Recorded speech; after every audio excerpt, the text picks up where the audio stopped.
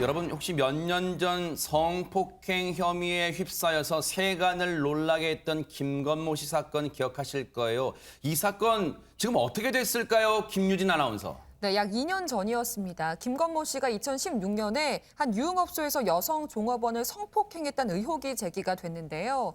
해당 여성은 당시 김건모 씨가 본인을 성폭행할 때 입었던 캐릭터 티셔츠를 입고 방송에 나오는 것을 보고 괴로웠다 이렇게 주장을 하면서 고소장을 제출한 바 있습니다. 네. 이후 수사가 이뤄진 지 1년 11개월 만이었던 어제 성폭행 혐의에 대해서 무혐의 결론이 났는데요. 검찰은 검찰 시민위원회 의결을 거쳐서 불기소 처분을 했다. 성범죄 사건임을 고려해서 불기소 이유는 설명하기 어렵다라고 밝혔습니다. 김건모 씨의 변호인 측은 진실이 밝혀져서 다행이란 입장을 내놓고 있습니다. 이 사건이 발생한 지 무려 23개월, 근 2년이 지났어요. 그런데 허주연 변호사님, 검찰은 무혐의 결론 냈는데 그 이유, 배경은 뭡니까? 그러니까 지금 언론사가 확보한 불기소 결정서 내용을 보면 한 두세 가지 정도로 이 이유를 요약을 해볼 수 있을 것 같습니다. 일단 첫 번째로는 강간죄가 성립을 하려고 하면 이 피해자가 한 거를 곤란할 정도의 어떤 폭행이나 협박을 당했어야 되거든요. 그런데 이 고소인의 반항을 억압할 정도의 어떤 협박이 있었다고 보기 부족하다는 거예요. 네. 그리고 두 번째는 이게 성범죄라는 게 사실은 증인이라든가 영상 자료 같은 게 증거로 남아있기 굉장히 어려운 범죄 중에 하나입니다. 네. 그래서 이 피해자의 진술의 일관성, 이게 굉장히 또 중요한 부분인데요. 고소인의 진술이 모순되는 부분이 있었다는 거예요. 그러니까 경찰과 검찰에서 피해 상황을 놓고 진술한 내용이 차이가 났다는 겁니다. 반면에 이제 김건모 씨의 진술은 좀 믿을만하다 이렇게 판단을 했는데요. 네. 김건모 씨가 검찰에서 진술을 하기로는 주점에서 만난 종업원의 경우에는 취미나 운동 같은 그런 것들이 이제 좋아하는 부분이 비슷하다고 하면 연락처를 줄 때가 있대요. 그런데 반대로 상대방의 연락처도 받아서 저장을 해둔다고 얘기를 했다는 거예요.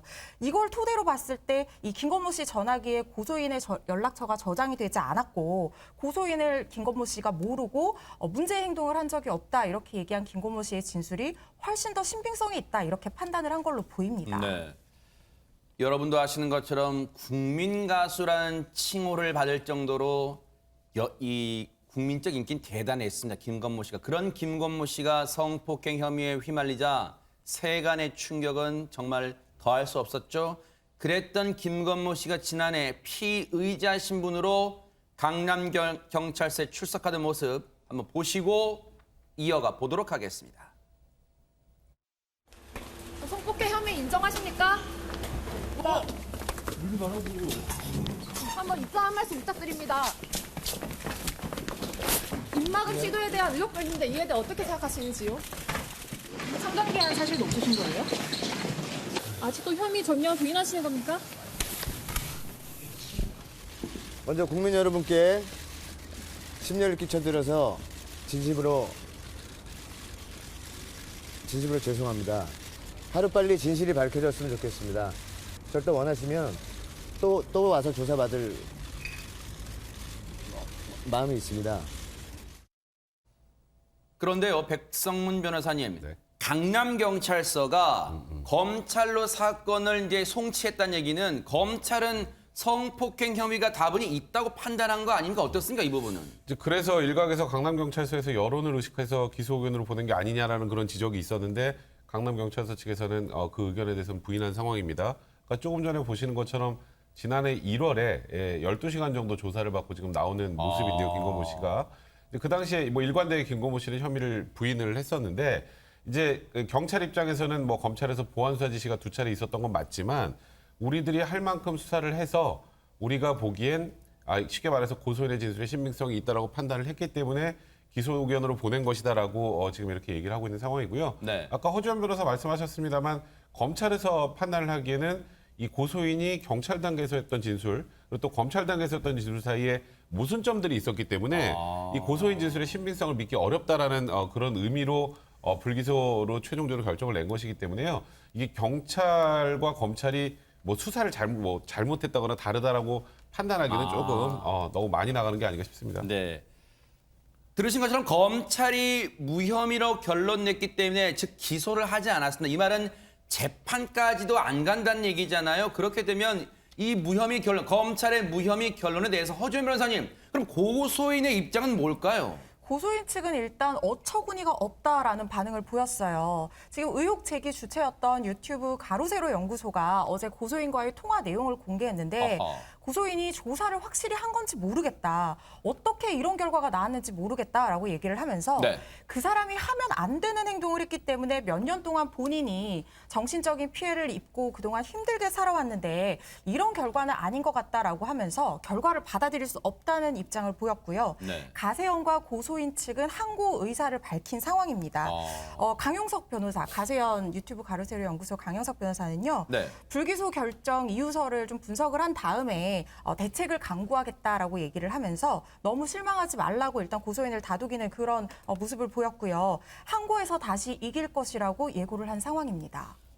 항고를 한다는 건 그러면 허주현 변호사님, 이게 재판을 가서 항소라는 표현을 쓰지만 항고라는 표현을 쓴다는 것은 고등검찰로 간다는 거예요. 이 항고라는 의미가 어떤 단계를 얘기하는 건가요, 그러면? 지금 검찰의 처분에 대해서 이의를 제기한다는 뜻이에요. 아. 그러니까 재판 단계에서 이의를 제기하는 것이 이제 1심에서 2심으로 항소를 한다고 하지만 네. 검찰의 처분에 대한 어떤 이의 제기는 아. 항고라고 표현을 합니다. 그걸 항고라고 표현하는군요. 그런데 이 검찰은 혐의가 없다고 결론 내렸지만 고소인 측이 항고 의사를 지금 들으신 것처럼 밝힌 것만큼 하재근 평론가님, 이 사건에 대해서 완전히 김건모 씨가 무슨 누명을 벗었다, 혐의를 벗었다고 또 결론 내리기에도 아직은 섣부른 단계인가요? 어떻습니까? 그렇죠. 검찰은 일단 무혐의로 결론을 내렸는데 그 고소인 측에서 방금 말씀하신 것처럼 항고를 한다고 하니까 최종적으로 검찰이 그러면 항고를 만약에 한다면 그걸 받아서 어떻게 또 판단할지는 지켜봐야 되는 것이고 네. 다만 일차적으로 검찰의 판단에는 상당한 무게가 실리거든요.